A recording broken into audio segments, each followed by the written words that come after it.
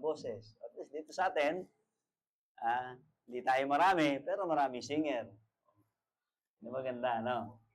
Isa pa, sa Bible, may panahon na ang Jerusalem, ang Israelites, walang pagsamba. Alam bakit?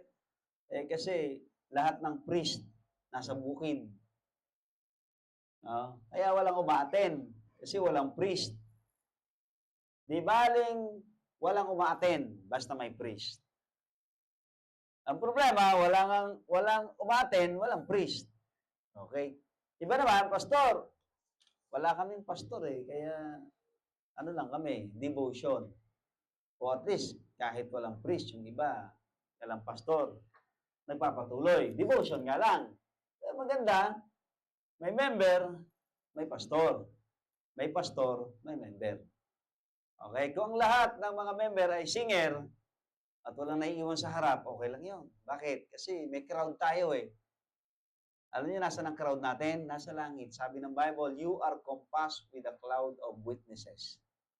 Di ba? Clouds of witnesses. Ibig sabihin, napakaraming witnesses nasa langit nakikinig sa ating pag-awit sa Panginoon. Di ba? Okay? Kaya yung pag-awit nyo, may pumapalakpak sa langit, pinapalakpakan kayo ng heaven.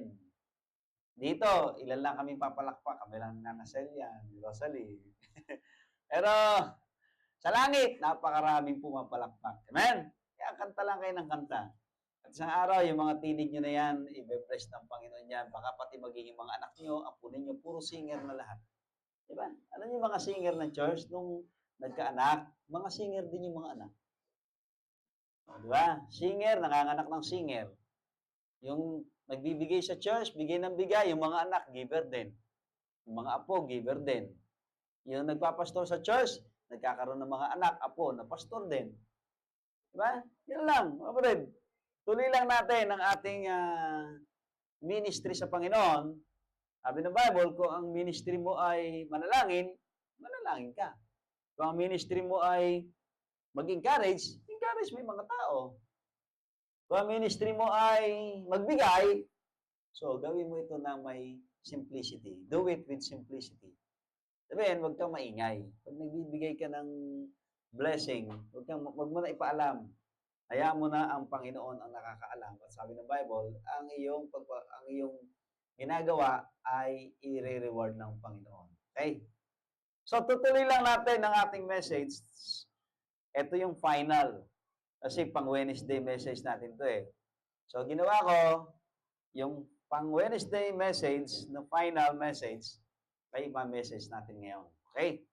So, tingnan natin ang Bible natin, no? Yung ating pinaka verse dito. Ang sabi dito sa ating verse sa 1 Corinthians 15:20, but now is Christ risen from the dead, amen, and become the first fruits of them that slept. Tayo manalangin. Panginoon Diyos, salamat po sa pagkabasa ng salita. Maluwalhati po kayo sa pangalan po ng Panginoon Jesus. Amen. Okay, sabi po ng Bible, if Christ be not risen, we are the most miserable man on earth.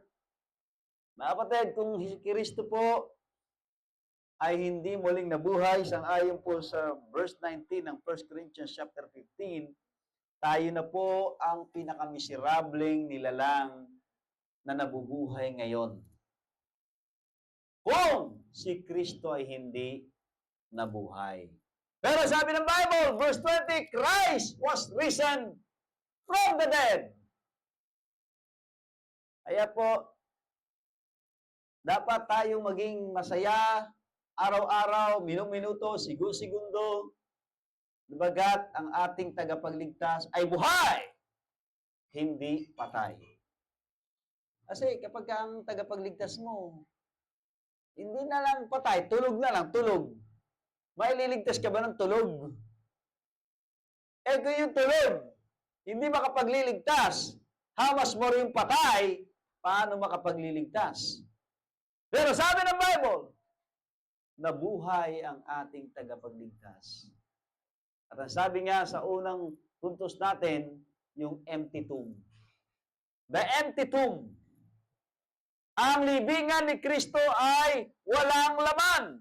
Amen? Sang-ayon po yan sa Matthew chapter 28. Pero sabi nga, kung hindi nabuhay si Kristo, our preaching is vain. Our faith also is vain. We are found false witnesses of God. Diba? Ye are yet in your sins. Ha? At sabi ng Bible, yung mga namatay na nananampalataya ay mapapahamak. Kaya mga kapatid, isang napakalaking victory, isang napakalaking celebration na ang ating tagapagligtas, bagaman namatay, ay muling nabuhay. Bakit? Sapagkat siya ay binuhay ng Diyos. At binuhay siya ng Holy Spirit. At ang sabi nga sa John, may kakayanan akong kunin ang aking buhay. May kakayanan akong ibigay ang aking buhay. So, kaya ni Kristo buhayin ang sarili niya. Pero, naging mapagpakumbaba siya, sabi ng Bible, naging masunurin siya sa Ama. At dahil siya naging masunurin sa Ama, hinayaan niya na yung Holy Spirit na bubuhay sa ating mga katawan ang bumuhay sa kanyang katawan. Bagamat kaya niyang buhayin ang kanyang sarili, pero hinayaan niya na ang Holy Spirit ang bumuhay ng kanyang katawan. Sapagkat sabi ng Bible, the same Holy Spirit who are in us will make us alive again when we die. Kapag daw tayo ay namatay, yung Holy Spirit na bumuhay kay Kristo, yun din ang bubuhay sa ating mga patay na katawan. Ano mo? Kaya kayong mga nanonood dyan sa ating pong live, mga kapatid, lakas ninyo ang inyong sound. Hayaan ninyo na mga kapwa nyo dyan sa inyong tahanan, sa inyong lugar, makapakinig. Kapag sabi ng Bible, faith cometh by hearing and hearing by the word of God. Okay po? So nga pala, sa announcement po natin, meron po tayong April 15 ba? 15 camp dito po sa bundok ng Norsagaray. May 15. Meron po tayong 3 days camp. 300. So 100 per day. Kaya yung mga sasama, be ready. Ilalagay po namin doon sa GC natin yung mga dadali nyo, things to bring. Tapos, yung mga hindi makakasama, pwede po kayo mag-sponsor. Any amount. Pastor, ang pera ko lang po ay 1,000. O, 1,000. Di ba? Pastor, ang pera ko lang po ay 10 piso. O, 10 piso. Di ba? So, man, hindi natin iano na 300. Hindi po.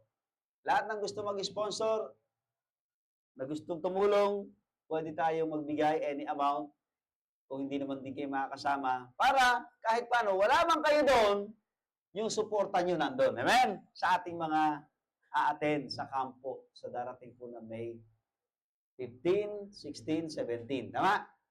Okay. So, yung sa Baliwag, parang malabo na po yung sa Baliwag. Pagkat may nagsabi na ayaw daw nilang doon ganapin sa mismong church ang camp. Kaya, yun na lang ang paggalaan na lang natin yung sa Norsagaray kay Pastor Robert. Okay. And then, yung anniversary po natin, September 14. Ang gagawin po natin dyan, magbibigay tayo ng blessing sa mga pastor, sa mga anak ng pastor, kung kaya pa, at sa mga misis ng pastor, pamilya ng pastor. I-bless natin ang mga pamilya ng pastor, ang mga pastor at ang kanilang family, pagkat sabi ng Bible, mapalad ang nagbibigay. Eh, bigyan natin sila ng mga something na pwede nating ibigay para po sila maging masaya. In a way, once a year lang. And then yung mga nagtatrabaho, magpaalam na kayo ngayon. Yung mag-a-apply pa lang, bago mag-apply, magpaalam na.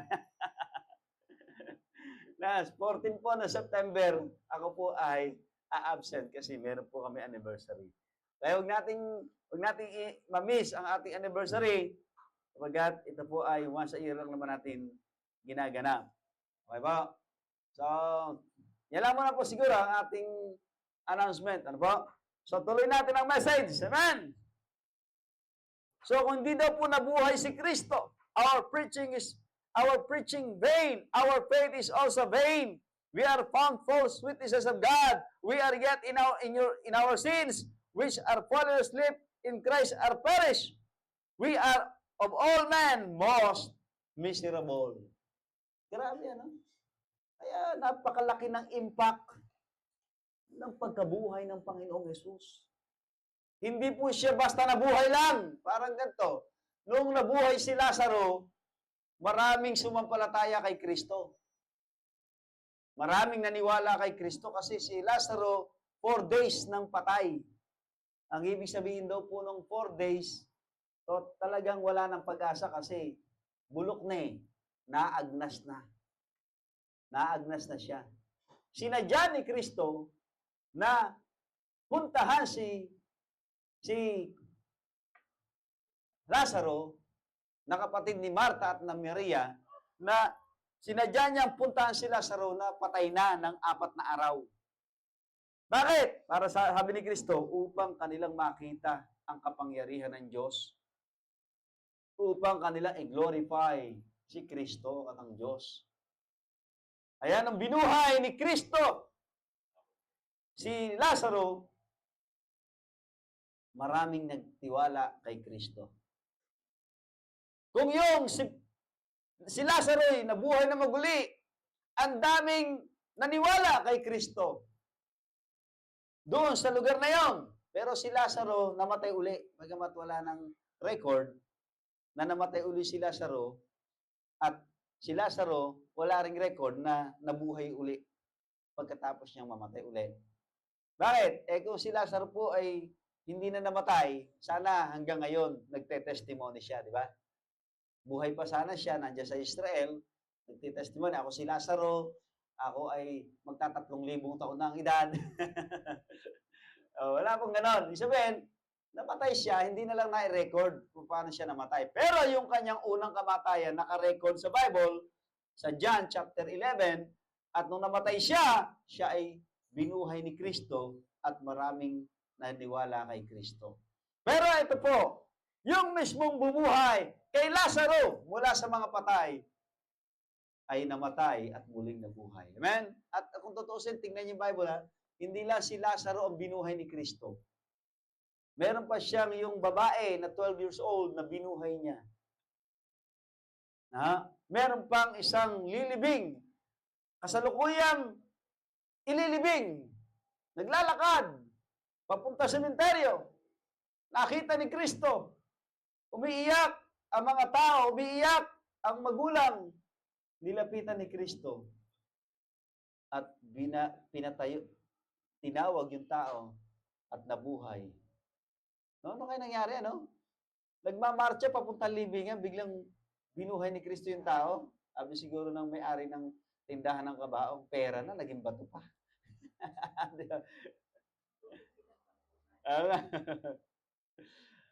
Di ba? Yung mga may sakit na pinagaling ni Kristo, kaya maraming doktor ang galit kay Kristo. Kaya siguro may mga galit na doktor din sa akin. May mga nakakapakinig ng preaching ko.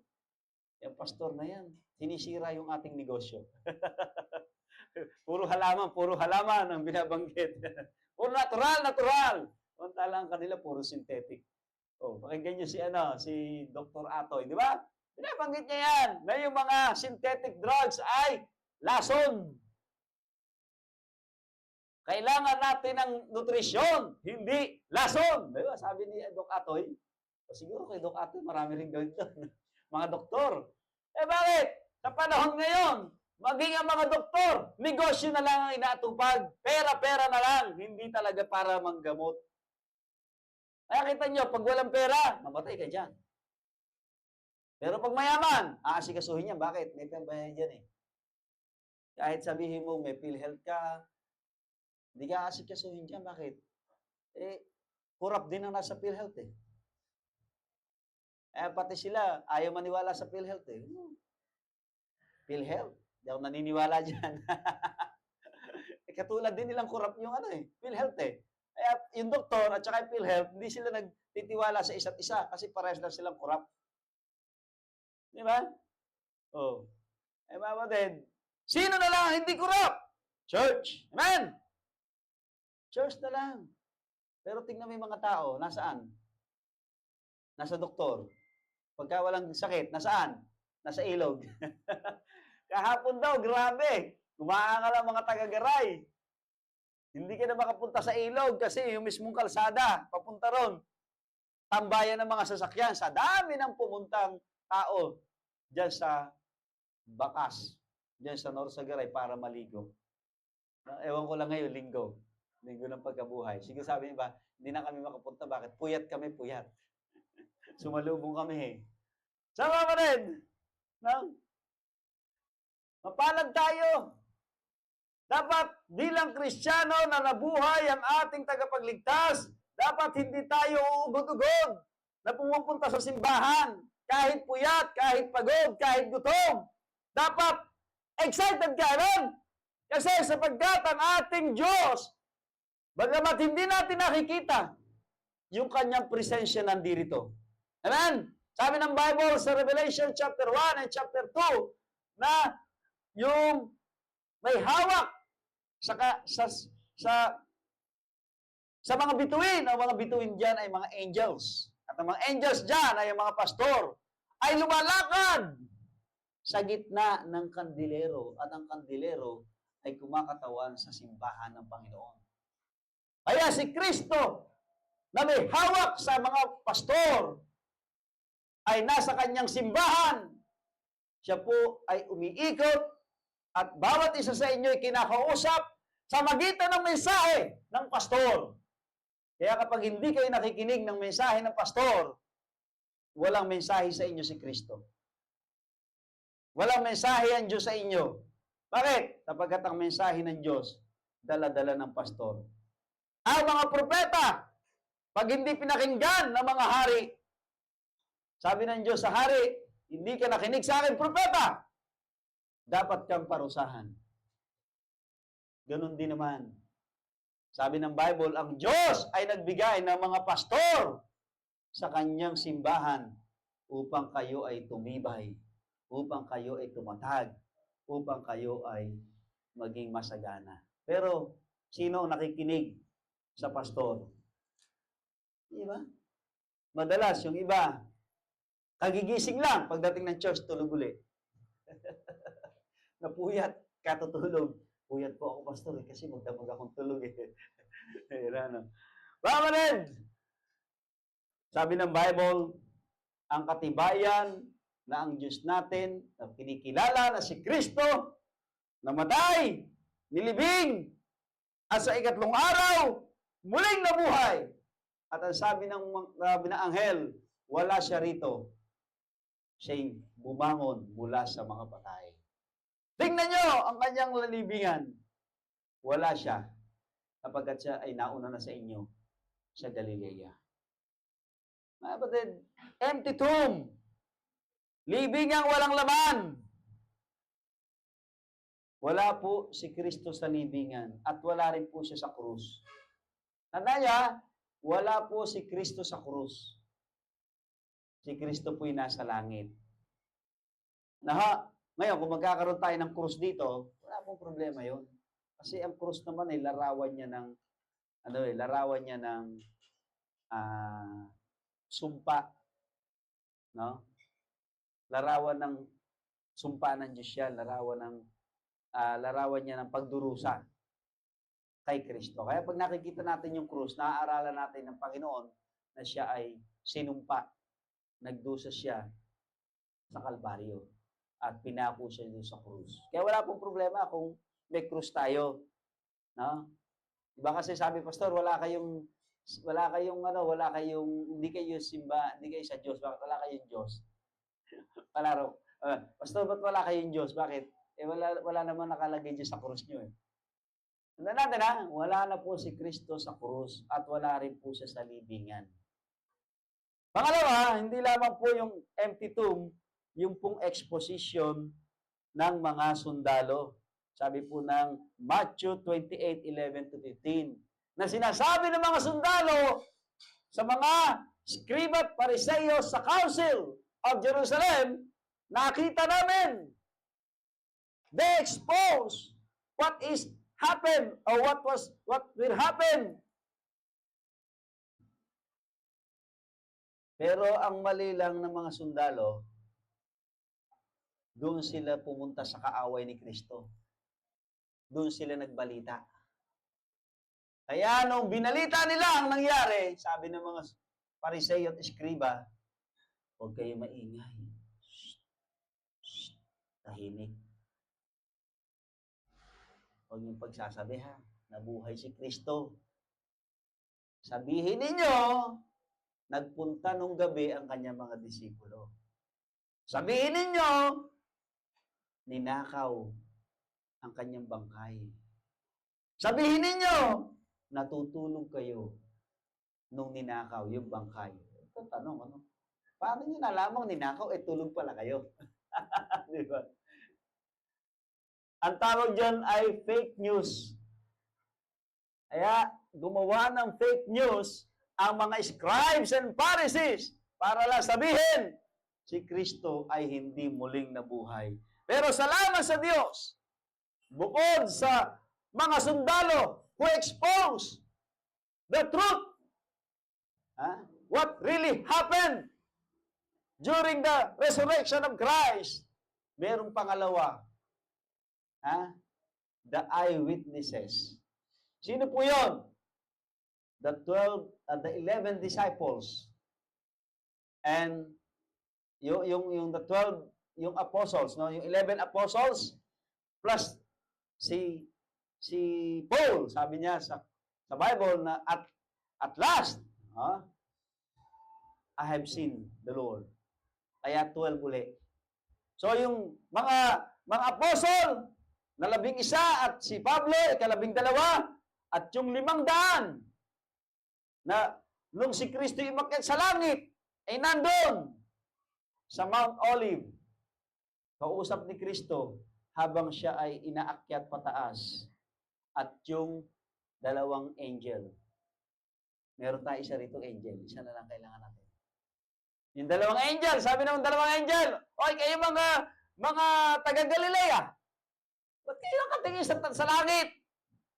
Yung Kristong kinuha sa inyo at nawala sa inyong paningin, yun din ang Kristong bababa. Katulad ng nakita nyo dito. Kaya po alam na kung saan bababa si Kristo. Doon sa bundok ng Olibo. At alam niyo ba, pagbaba ni Kristo dyan sa millennium, sa tinatawag na Battle of Armageddon. Bababa si Kristo dyan sa Battle of Armageddon. Ang bundok na yan, mahahati sa gitna. At sangayon sa pag-aaral ngayon, diyan sa bundok na yan, mayroong fault line. Hindi makapaniwala ang mga geologists na meron palang fault line doon sa bundok na yon. Kaya bawal pong tumagtayo ng bahay doon sa tuktok na yon. Kaya pala sabi ni Kristo, sa kanyang pagbabalik, yung Mount Olive, mabibiyak sa gitna. Ngayon, buo pa ang Mount Olive. Kasi hindi pa dumarating si Kristo. So mga kapatid, yung mga eyewitnesses, yung mga early church member, yung 2 anghel na nakakita sa ayon po sa Acts chapter 1, verse 11. No? Verse 1 hanggang 10, nandun yung mga disciples. Pagdating sa verse 11, yung 2 angel. The eyewitnesses of Christ's resurrection. Di ba? And the last. Tapos na. Last na eh. Ito na yung panghuli. Yan ha. Saan na ba? His effulgent actions. The effulgent actions of Christ. Ano po yung salitang effulgent? Radiant splendor. Brilliant. Brilliant action. Yun po yung ibig sabihinan. Yan, iayos ko lang po. Yon. Effulgent. Brilliant. Splendor. Radiant splendor. Sincere expression or candor. Actions of Christ. Ano sabi ng Acts chapter 1, verse 3 to 4? To whom also he shewed himself alive after his passion by many infallible proofs, being seen of them 40 days, and speaking of the things pertaining to the kingdom of God. Verse 4, and being assembled together with them, commanded them that they should not depart from Jerusalem, but wait for the promise of the Father, which saith he have heard of me. Mga kapatid, sinasabi rito, yung kanyang laging nandoong presensya. His continuous presence. Sabi niya, his passion. Yung regular na pagpapakita niya sa kanyang mga disipulo. Effulgent action. Tayo, ano yung ating action nung malaman nating buhay si Kristo? Ay, di ako ate ng church. Nabuhay lang naman sa si Kristo. Eh ano ba yung kinalaman ko sa pagkabuhay ni Kristo? O, ba't kailangan ba akong umate ng church? Kailangan ba akong sumamba kay Kristo? Kailangan ba akong makinig ng mensahe dahil nabuhay si Kristo? Kapatid, tayo mga Kristiyano ang dahilan kung bakit si Kristo nabuhay. Amen? Para bigyan tayo ng pag-asa. Mamaya iano ko sa inyo yung pinakasahuli. Bakit napakahalaga ng pagkabuhay ni Kristo? Pero nung si Kristo'y nabuhay, always sa gathering ng mga Christian, nandun siya. Hindi siya absent. Hindi siya nawawala. At, ito pang ginagawa niya. Nagtuturo siya. He teach them. He commanded them. Tinuturuan niya sila at inuutusan niya sila. Kaya may mga Kristiyanong ayaw matay ng church, ayaw maturuan. Ayaw akong makinig kay pastor. Lagi na lang akong tinatamaan ng mensahe. Siguro si pastor, kung maraming tinatanong patungkol sa buhay ko, kaya lagi na lang akong tinatamaan ng mensahe niya. Mga kapatid, pag tinamaan ka ng mensahe, ibig sabihin, kinakausap ka ng Diyos. Huwag mo sabihin, si pastor siguro kinausap yung kaaway ko. Siguro si pastor kinausap yung kapitbahay ko. Siguro si pastor merong tainga rito sa lugar namin. Kaya alam niya kung ano yung nangyayari sa akin. Kaya pagdating ng preaching, lagi na lang ako ang laman. Kaya ayoko matay ng church.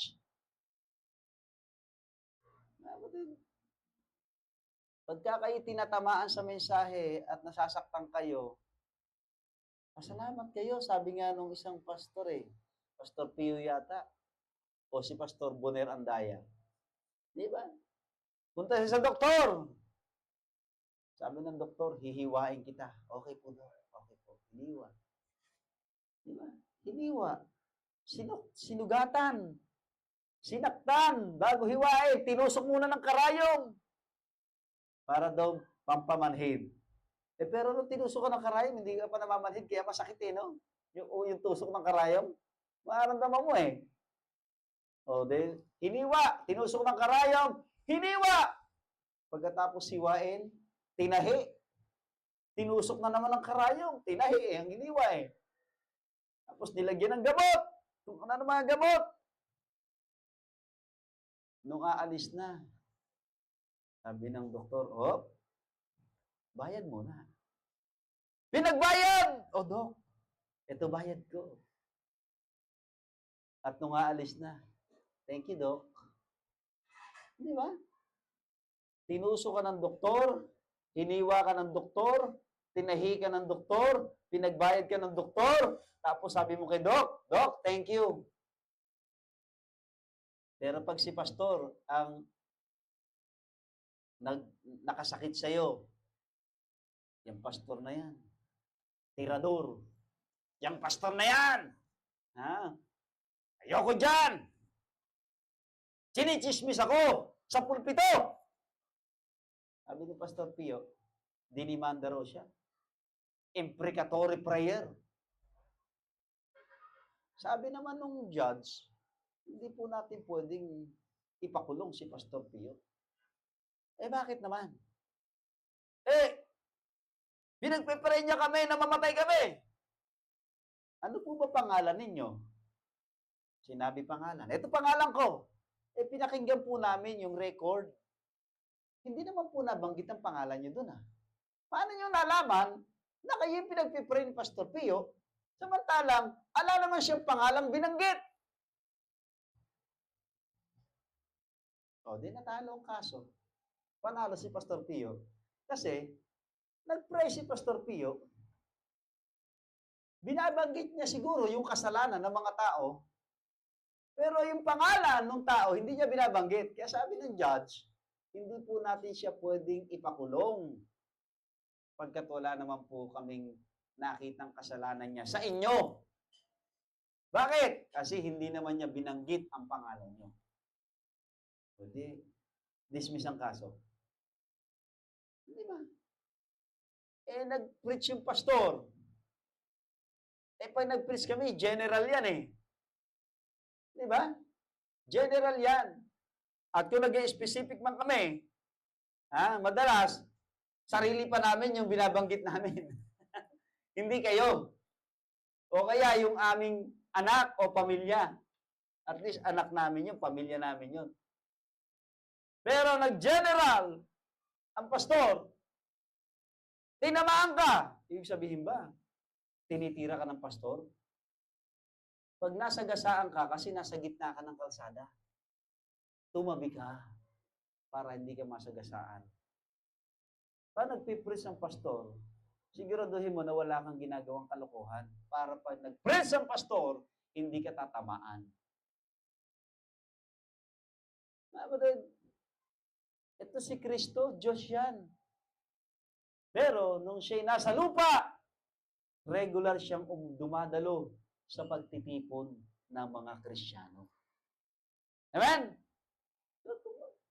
Sabi ng Hebrews 10:25, huwag natin pabayaan ang pagtitipon na katulad ng ginagawa ng iba. Kaya dapat, lagi ka naman sa church. Marami tayong Kristiyano, nasa bahay lang pala, araw ng linggo. Naririnig ko sinasabi. Minsan may tinanong ako, pag linggo ba nasaan ka? Nasa bahay lang po ako. Nasa bahay lang pala. Di ba? Dahil sabihin mong, pastor, nakikinig naman ako sa online kahit na mga kapatid, iba pa rin yung nandito ka. Amen? Iba pa rin yung nandito ka. Hindi, wala kang ka-fellowship doon. Siguro kung malayong lugar ka. Okay? Sige, mag-online kayo. Pero dapat may kasama ka. Sino yun? Yung mga unbeliever mong kapitbahay, kapatid, magulang, kamag-anak, kaibigan, isama mo sa online. And then, unti-unti, dali mo sa church. Unti-unti. Pero hindi pwede na forever ka nang nasa online. Kaya kayo mga nasa online, hindi kayo forever na dapat nandyan sa online. Dumalo kayo sa church sapagkat kailangan nyo ng fellowship. Sabi ng Bible, to provoke us, diba? In love. Para tayo maudyukan sa pagmamahalan. Yun po, no? The effulgent actions of Christ. Lagi siyang nandun. Present siya lagi. 40 days and 40 nights. 40 days. At siya ay laging nagtuturo, mga Kristiyano, sabi ng Bible. Hindi sa habang panahon nakikinig ka lang at nag-aaral. Dapat may panahon na nagtuturo ka na. Nung ako po'y bagong Kristiyano, nakikinig ako. Pero habang tumatagal, nagso-soul winning na ako. At naging Sunday school teacher na ako. At naging professor pa ako sa eskwelahan, sa nursery, kinder, elementary. Nag-assist pa ako sa high school. Naging professor pa ako sa college, Bible school. Pastor pa ako ngayon. Ano yung sabihin? Lumalago ka. Dating tagapakinig ka lang, pero ngayon nagtuturo ka na. Sabi ni Pablo, dapat mga tagapagturo na kayo. Pero dahil kayo mga karnal, kayo ay nasa laman pa. Makamundo pa kasi kayo. Kaya hanggang ngayon, sa katagalan na ninyong umaattend ng church, sa katagalan na ninyong nag-aaral ng salita ng Diyos, sa katagalan na ninyong nakikinig ng mensahe, estudyante pa rin kayo. Gusto niyo ba, nung pumasok kayo ng grade 1, after 10 years, grade 1 pa rin kayo? Eh bakit sa church? 10 taon na kayo sa church, nakikinig pa lang din kayo. 5 taon na kayo sa church, nakikinig pa lang din kayo. 3 taon na kayo sa church, nakikinig pa lang din kayo. Kapatid, dapat, pagka naka-1 taon ka na, nag-a-assist ka na. Amen? Pag naka-2 taon ka na, nagtuturo ka na kahit paano. Dapat lumalago ka. Mula sa pagiging estudyante, nagiging guru ka. Amen? Mula sa pagiging ikaw ang inaakay, nag-aakay ka na. Dati ikaw lagi sinusundo, ngayon ikaw na yung taga-sundo. Mga kapatid, si Kristo, laging nandyan. At sabi ng Bible, nagtuturo at nag-uutos. Inuutusan niya ang mga Kristiyano. Kaya pag inutusan kayo ng pastor, dapat isang privilege at isang katuwaan ninyo na yung pastor nyo, inutusan kayo. Alam niyo, may mga pastor na hindi nag-uutos yan kasi pinipili niya lang utusan niya. Kasi alam niya, kapag nag-utos siya, pag hindi siya sinunod, sumasama lang ang loob niya. Para wag sumama loob niya, pag alam niyang tamad, yaman siya. Hindi ko utusan yan. Ako na lang gagawa. Kaya pag hindi kayo inuutusan ng pastor ninyo, kabahan kayo. Ano kayo tingin sa akin ni pastor? Walang silbi. Kasi di ako inuutusan eh. Baka ang tingin sa inyo ng pastor niyo, wala kayo silbi, kaya hindi kayo inuutusan. Eh ngayon, ayaw kang utusan ni pastor. Nakakita ka ng trabaho sa church, gawin ko nga. Di ba? Hindi ka na inutusan, ginawa mo na. Hindi mo na hinintay na utusan ka na ni pastor. Baka darating ang panahon, tsaka ka na uutusan kasi hindi ka na inutusan, tumatrabaho ka na eh. Lalo na kung inutusan ka. Amen? Brother John Paul, itatalaga na natin yan bilang deacon ng church. Hintayin natin dumating yung isa nating deacon. Kundi si Brother Boy, si Brother Elmer, ipe-pray over natin. Eh, biglang nawala si Brother Elmer eh. Na-announce ko na magiging i-ano na natin siya eh. A-appoint na natin siya as one of the deacons of our church. Di ba? Pag kayo na-appoint, kayo nabigyan ng trabaho sa church, dapat, ano yun eh, yung bang, hindi ka naman magiging mayabang. Ibig sabihin, yung bang, privilege yun eh. Ha? Yung bang, naging kasama mo yung presidente. Proud ka, uy, si presidente, oh, picture ka pa, di ba? Oh. Naging manggagawa ka sa church, dapat ikaw ay ibang, hindi ka naman proud, yung bang masaya ka, kasama mo ang mga lingkod ng Diyos. Na? Ay ano ako eh, high school pa lang, pagkakasama ko yung mga pastor, para akong medyo uy, mga pastor ang kasama ko. Diba? Kilala ko yung pastor na yan. Kilala ko yung pastor na yun.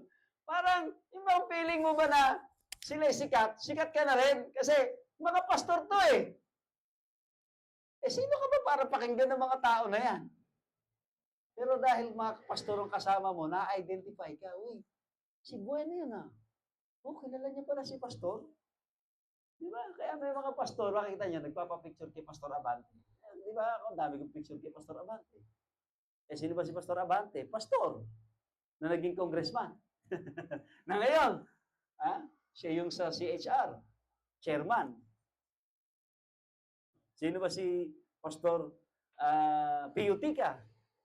Pastor ng higher ground.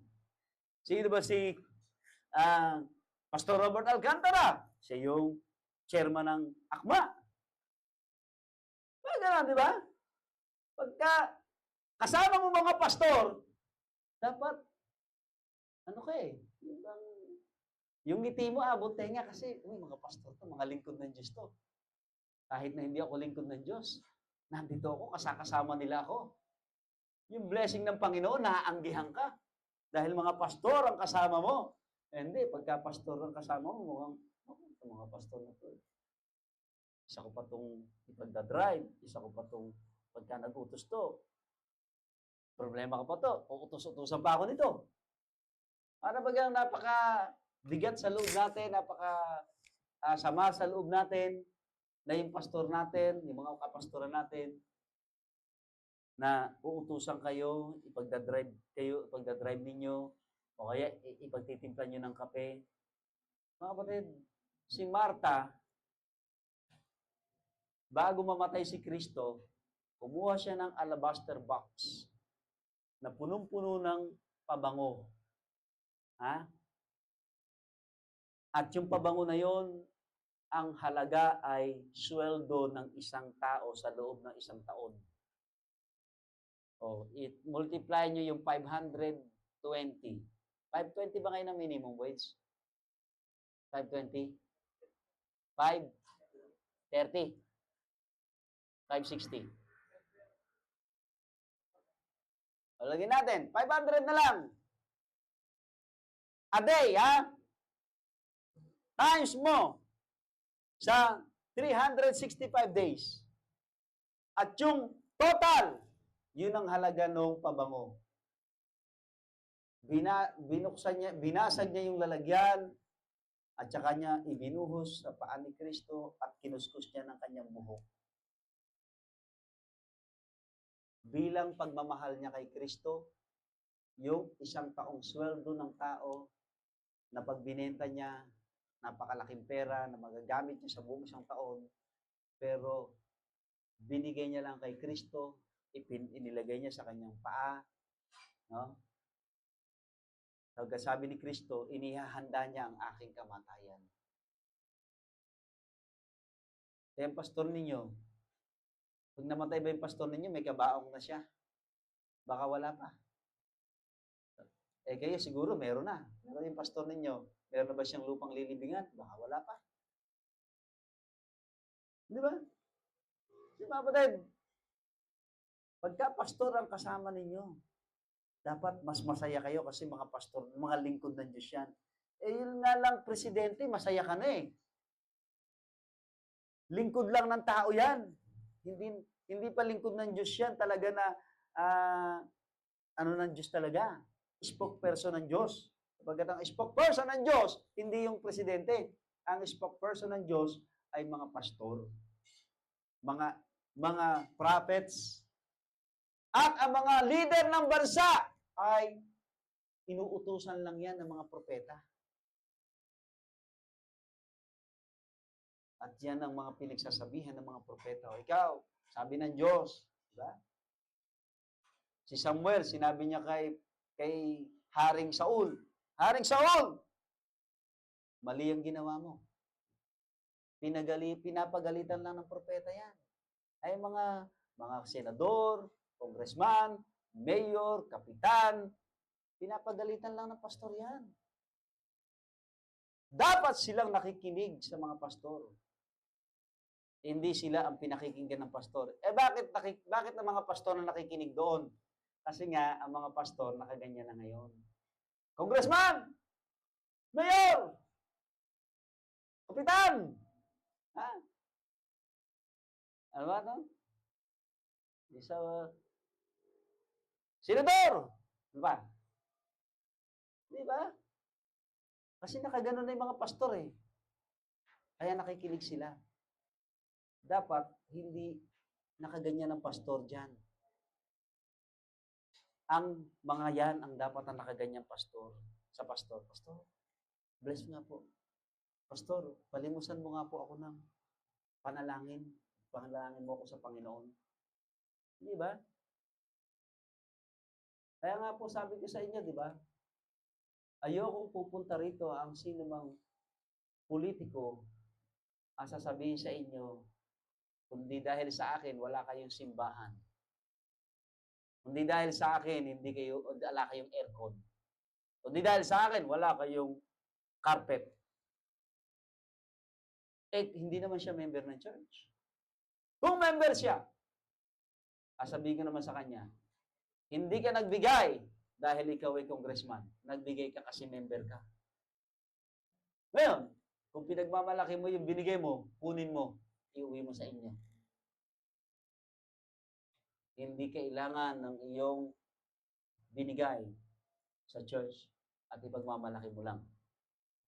Kapagkat wala kang reward. You have no reward.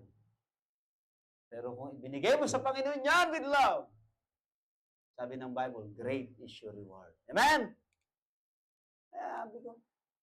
Kaya di po tayo lumalapit sa mga politiko para humingi ng mga bagay ng church. At kung lumapit sila, at sila'y nag-alok, pwede nating tanggapin. Bakit? Sa pagsasabi ng Bible, mapalad ang nagbibigay para pagpalain sila ng Panginoon. Tatanggapin natin para pagpalain sila ng Panginoon. Pero hindi tayo parang nanlilimos na mga pulubi. Eh, Pastor, paano gaganda church? Paano maayos ang church? Mga kapatid, nandiyan ka. Amen? Nandiyan ka. Yung ibibigay mo sa Panginoon, yun ang gagamitin natin para pagandahin ang church. I-maximize natin ang bawat blessing ng Panginoon para yung church natin maging maayos. At maniwala kayo sa akin, malapit na malapit na. Amen? Malapit na malapit na. Nakikita ko na, mga kapatid. Hindi ako magtitiis ng ganito nang hindi ko natitiyak ang biyaya ng Diyos. Kaya mapalad ang susunod sa akin, pastor, dito eh. Ako si John Ray, magpapastor dito yan. Napakapalad yan. Tapos meron pa tayong DRT. Ang bihira, may 1,000 square meter na lupa. Napakapalad lalo. Pagdating niya ron, may lalandingan na siya. Eh tayo nga kung saan tayo lumalanding. So, mga kapatid, he characterized or catechized or taught them to stay or remain in touch with Him. Mga kapatid, tinuruan ni Kristo ang mga member na maging in touch. To stay in touch with Him.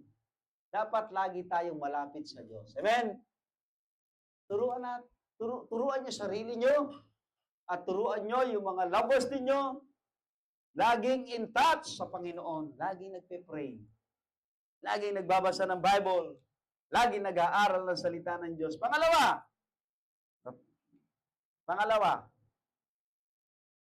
sabi nga, tinuruan niya sila. Pangalawa, inutusan niya sila. Verse 4, di ba? And sabi nito, commanded them. Commanded. Meron pong dalawang commandment dito na sinabi, they should not depart from Jerusalem, verse 4, at saka wait for the promise. Sabi niya, okay, huwag kayong aalis muna sa Jerusalem. Stay kayo. Pangalawa, hintayin niyo yung pangako. Eh wala pa yung pangako ng Diyos sa church natin, umalis na kayo. Nainip na kayo. Pastor, akala ko ba, ang church natin magiging aircon na. Aalis na ako kasi napakainit sa church eh. Hindi ka na nakatagal. Sabi ni Kristo, kayo mga disciples stay muna kayo dyan sa Jerusalem. Hindi naman sinabi ni Kristo kung hanggang kailan eh. Sabi niya, mag-stay kayo at hintayin ninyo ang pagdating ng pangako.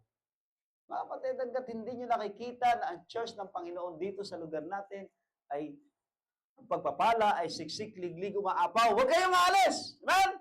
Kasi pag umalis kayo, hindi nyo na matitikman. Kaya si Angel, ay, hindi na matitikman. Lilipad na eh. Nagkaroon na talaga ng pakpak. Tinubuhan na talaga ng pakpak. Angel na talaga. Kaya kayong mga nag-stay, alam nyo kayong mga nag-stay, ano niya, ang pastor ninyo hindi tutulog-tulog. Nung panahon nga ni na John Paul eh. Di ba? Sinisikap nating magbigay sa kanila ng mga something na sila ay may encourage natin para mag-aral ng patuloy, umate ng church. Pero kayo, mas matindi kayo. Meron pa kayong savings allowance at tataasan ko pa next year. Yun ang plano. Ang savings allowance ninyo para sa inyong college. At pag nakatapos na kayong college, yung pera nyo doon, sa inyo pa rin yun. Para mag-business naman kayo. Eh, sino Brother John Paul? Wala yan. Yung first batch natin, wala yan. Pero kayo meron. Tapos, aalis pa kayo. Nakakalungkot naman. Iiyak ako niyan. Di ba? Mga kapatid. Maghintay pa kayo ng mga, wala nang 10 years. Wala nang 10 years. Makikita nyo. Kung ano yung blessing ng Panginoon. Ha? Kaya yung mga nag-i-stay dito, kayo yung mapalad. Amen? Eh, sabi ni Kristo, stay! Huwag kayong alis sa Jerusalem. Hanggat hindi dumarating ang pangako. Ano yung pangako? Yung Holy Spirit. The power of God. The presence of God. Di ba? Pagdating sa inyo ng promise of God, di ba? Makikita nyo yung blessing na overflowing. Okay, mainit. Hindi ako umaalis eh. Hindi mo umaalis ang pastor nyo, huwag kayong alis. Pag umalis na yung pastor nyo, sige, umalis na kayo. Wala na yung pastor nyo eh. Eh, nandito pa yung pastor ninyo. Hindi alis. Eh, namatay ako, may pumalit naman. Oh, may pastor pa rin, may pumalit eh. Meron siyang vicar eh, sabi nga, di ba? Wait for the promise, Acts 1:8. The Holy Spirit Himself. The power, the blessing, the anointing, the sealing. Di ba? The baptism of the Holy Spirit dumating sa Acts 1:8. Ha? Yung indwelling, filling, empowering, sealing, baptism of the Holy Spirit. Hinintay nila yan. At nung dumating yung Holy Spirit, mga kapatid, sabi ng Bible, napuspos sila ng Espiritu at nagsalita sila ng mga iba't ibang wika. Hindi sila nag-aral, pero pag nagsasalita sila, fluent ang kanilang pagsasalita na different tongues. Yan ang blessing. Pag nandito kayo, tuloy-tuloy lang, yung buhay ninyo mapupuno ng iba't ibang pagpapala. Amen? At isa na dyan, yung mga kayamanan, mga material things. Pangatlo, sabi nga, charge them. Ano yung charge ng Panginoon? Go and preach. Go and teach. Go and baptize. Yan po yung sinabi sa Matthew 28:18-20. Ano po? Kaya, sabi nga dito sa 2 Timothy 4:1, sabihin po ng charge, diamarti rumai, diamarti rumai, to attest or protest earnestly. Sabi nga, by implication, hortatively, testify or witness. Sabi ng Bible, I charge thee. I will testify of thee. Di ba? I will witness of thee na ikaw ay magiging lingkod ko. Na ikaw ay aking isusugo. At itetestify ko sa mga tao na sinugo kita, na ikaw ay lingkod ko, at ikaw ay aking ipagmamalaki. Mga kapatid, ite-testify ng Panginoon. Marky, ikaw ay aking lingkod, sabi ng Panginoon. At lahat ng hindi makikinig sa iyo, paparusahan ko. Hindi ano? So, ikaw, John Red, lahat ng hindi susunod sa iyo, hindi ko pagpapalain. Bihira. Ite-testify ng Panginoon yan. Ipapakilala ng Panginoon na kayo ang totoong lingkod niya, na ang sino mang hindi makikinig sa inyo, mayroong pagpapalo. Pero lahat na makikinig sa inyo, mayroong pagpapala. Amen? Charles, mga kapatid. So, hindi na natin papahabain pa. Kaya, sa ating pong buhay, si Kristo po, bilang nabuhay na maguli, tayo po'y binigyan niya ng kautusan na dapat nating sundin. Tayo po'y binibigyan niya ng testimony na tayo ay kanyang mga sinugo. At tayo po, bagamat hindi marahil nag-aral sa mga pamantasan na matataas na pamantasan, pero meron kang wisdom na wala sa kanila. Wisdom from God. Kaya po, ang mga pastor, ang mga lingkod ng Diyos, ay mga taong itinalaga ng Diyos. Sino po gumawa niyan? Ang Panginoong Hesus. Yan po ang nagpapatunay na nabuhay si Kristo dahil may mga lingkod niya na hanggang ngayon nagpapatuloy. Amen? Tayo manalangin, tayo tumayo. Panginoon, salamat po. Salamat sa iyong biyaya, Ama, na sa kapila ng maraming pagsubok at tukso na iyong hinarap. Sinuong mo pa rin ang Kalbaryo. Ang daming hindrances, pero dinala mo pa rin ang aming kasalanan sa krus ng Kalbaryo. Doon mo hinatulan ang aming kasalanan sa magitan ng iyong kamatayan at pagdurusa.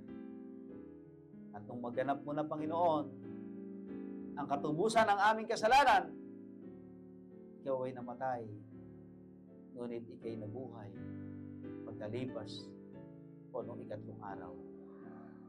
Nagpapatunay, Panginoon, ang libingang walang laman, ang mga sundalong nagbigay ng eksposisyon sa mga nangyari, ang mga eyewitnesses na mga disciples at 2 angels, at ang iyong napakatayog na pagtuturo, splendor action, na iyong tinuruan at inutusan at binigyan ng charge ang mga Kristiyano to go preach the gospel to every creature, to baptize them and to train them to do all you have done when you are on earth. Panginoon, salamat po. Hindi kami dapat natatakot sa buhay. Hindi kami dapat tatamad-tamad sa buhay. Hindi kami dapat malungkot. Dapat masaya kami. May mga problema, may mga pangailangan. Hindi iyon ang magpapalungkot sa amin. Hindi iyon ang pipigil sa amin para maglingkod. Dapat ito'y magiging mga challenges lamang kapagkat kami tunay mong mga anak at mga pinagpala. Hindi ito ang panahon ng aming enjoyment. This is the time of our labor. When the millennium comes, that's our time to enjoy the whole creation. Not just earth, but also the heavens and the earth. Ngayon pa lang, Panginoon, damahin na namin ang biyaya na aming tatamasahin sa Millennium Kingdom. Nagbibigay po ako ng paanyaya bago tayo magwakas, mga kapatid.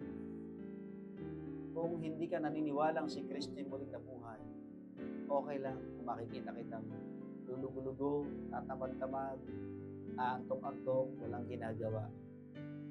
Pero kung tunay kang naniniwala na si Kristo ay nabuhay na maguli, ikaw ay laging nasa gawain ng Panginoon. Ikaw ay laging nakasuporta at hindi ka nanghihinayang sa anumang ibibigay mo kay Kristo para sa kanyang ministeryo. Sapagkat alam mo na mayroong ganti ang Diyos na pagpapala, siksik, liglig, at umaapaw. Ngayong umaga, are you willing to give your whole life to Jesus? Nakahanda ka bang ibigay ang buong buhay mo sa Panginoong Hesus? Kung nakahanda ka, pwede kang lumapit sa harap. You can come. Just come. Dedicate your life, your whole being, your body, your soul, and spirit, that you will serve the Lord all the rest of your life. Kapatid, nagalit ang tatay ko nung ako'y magpastor. Nagalit ang mga magulang namin nung kaming 3 na lalaki nagpastor. Kasi iniisip nila, hindi kami makatutulong sa kanila pag kami nagpastor. Pero bago namatay ang aming tatay, sinabi niya, ang tunay na nakatutulong sa kanila ay kaming 3 pastor. Mas nakatulong kami sa kanila ng malaki kaysa sa mga anak nila na nagkahanap buhay. Hindi ko alam bakit nasabi ng tatay ko yun. After 1 year, namatay siya. At least pinakita ng Diyos sa kanya, mas kami ang naging katuwang nila sa buhay ng mga pastor kaysa sa mga anak nilang trabahante. Kaya kung nag-iisip ka, kung tinatawag ka ng Diyos para magpastor at umaayaw ka dahil iniisip mo yung pamilya mo, yung magulang mo, yung kamag-anak mo na hindi mo matutulungan, kapatid, kung magpapastor ka, susunod ka sa panawagan ng Diyos, mas makatutulong ka sa kanila. Opo. Sabi ko nga sa pinsan ko, mag-aaral na ba yung anak mo? Ay, apo mo? Sabi, next year. Sige, next year ko na siya bibigyan ng 100 a week para sa kanyang baon. Kamag-anak ko lang yun. Anak lang yun ng pamangkin ko. Bali, apo ko na yun. How much more yung mga anak ko? How much more yung apo ko sa anak ko? Mas hindi ko ba sila mas matutulungan? Natulungan ko yung ibang tao, yung aking dugo at laman ay hindi ko kaya tulungan. Dahil naglilingkod ako sa Diyos. Nung tinayo ko ang katuwang, may mga nagalit sa akin. Alam mo sabi sa akin, ipinamimigay mo ang iyong mga blessing na para sana sa anak mo. Hindi ko na lang sila kinibo. Hindi ko na lang, kasi alam naman nila kung ano yung ginagawa ko. Sabi sa mga anak ko, mga anak, kasama kayo sa program, hindi kayo itsapuera. Kung ano tinanggap ng mga estudyante sa katuwang, tatanggapin nyo. Pero may tatanggapin kayo na hindi nila tatanggapin. Bakit? Kayo kasi ang tunay kong mga anak. Sila, kasama sila sa program. So kung namigay tayo sa kanila ng sapatos, tatanggap kayo ng sapatos. Pero kung meron akong ibibigay sa inyo na hindi nila tatanggapin kasi hindi kasama yun sa program. Sabi ko, itinayo ko ang katuwang, pinaliwanag ko sa mga member, iyan ay para sa inyo, ng mga anak ko. Pero kumuha tayo ng mga tagalabas. Yung sabihin tagalabas, hindi ko anak. Sabi ko, i-extend tayo ng tulong sa iba. Pero ang number 1 recipient ng programang ito ay kayo, na aking mga anak. Piniliwanag ko sa kanila yun. May mga taong hindi nakaintindi. Ang sabi nila sa akin, galit sila sa akin dahil pinamimigay ko raw ang pera ng pamilya. Sabi ko, hindi po. Hindi ko po pinamimigay ang pera ng aking pamilya.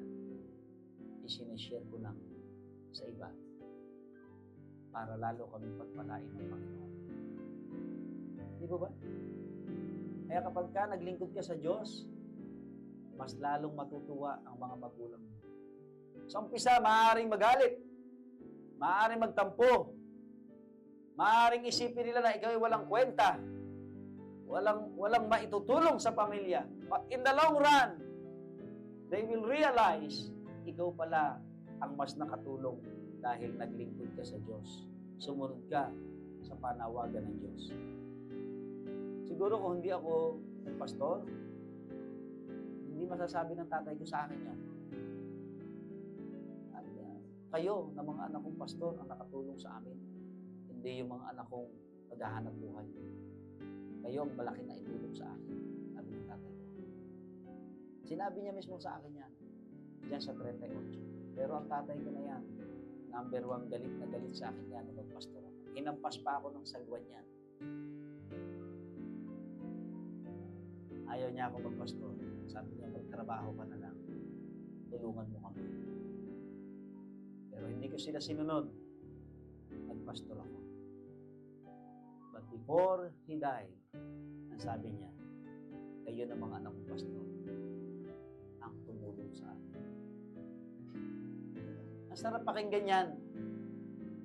Magulang mo sasabihin sa iyo, anak, ikaw ang nakatulong sa akin kasi sumunod ka sa Diyos. Siguro kung di ako sumunod sa Diyos, hindi babanggitin ng tatay ko. Sa akin. Baka babanggitin ng tatay ko, hindi mo kami natulungan. Ay, huwag kayo nag-iisip, Pastor, pag sumunod ako sa Diyos, paano yung pamilya ko?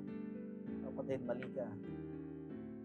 Mas sumusunod ka sa Diyos, mas naaalagaan mo ang pamilya mo. Mas sumusunod ka sa Diyos, mas nasusuportahan mo ang pamilya mo. Mas sumusunod ka sa Diyos, mas napoproteksyonan mo ang pamilya mo. Mas sumusunod ka sa Diyos, mas lalong nagiging maligaya, masagana ang iyong pamilya. Sumunod ka sa Diyos and you will see the miracle of God in your life. So, lumapit ka. Kasi buhay ang Diyos natin. He is not dead. He is alive. Amen? So, magpastor ka kung tinatawag ka ng Diyos. Huwag kang magdalawang isip. Aral ka sa Bible College, kung mag-graduate ka, kahit ayaw ng magulang mo, obey Him. Obey God. And God will do miracle. And even your loved ones will see that miracle. Panginoon, salamat po sa iyong biyaya. Pagpalain niyo po ang aming buhay sa mundong ito. Salamat po ang aming Diyos na ang Panginoong Jesucristo na aming tagapagligtas ay buhay, bagamat namatay para sa aming kasalanan, pero siya'y muling nabuhay upang bigyan kami ng pag-asa. Ama, pagpalain niyo po ang aming buhay sa mundong ito. Gamitin niyo po kami upang maipahayag ang iyong kaligtasan, ang iyong kagandahang loob, ang iyong biyaya at pagpapala sa bawat tao. Ito po aming samdalangin sa pangalan po ng Panginoon Jesus. Amen. Tawagin po natin si Brother John Paul to pray for our offering at saka na rin po sa pagkain, no? Sa ating fellowship.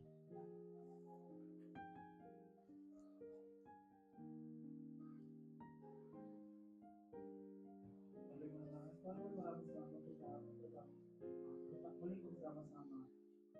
Kung naman kami pong magkaling Panginoon, mga Panginoon ay mag-bless niyo po ang bawat isa. Sa amin pong kakainin Panginoon, maging kalaman po namin ito upang magbaling ka sa araw nito. Matangin sa bawat isa. Amen. Amen. Okay, thank you po. Salamat sa masarap na ulam. Meron tayong manok. Salamat kay Brother John Paul, no? May dala rin siyang manok. Nana Celia, meron din eh. Ewan ko lang, hindi ko nakikita eh. At kami, naghanda rin kami ng manok din. No? Yan, meron pang saging, ha? Napaka-healthy, saging. Saba.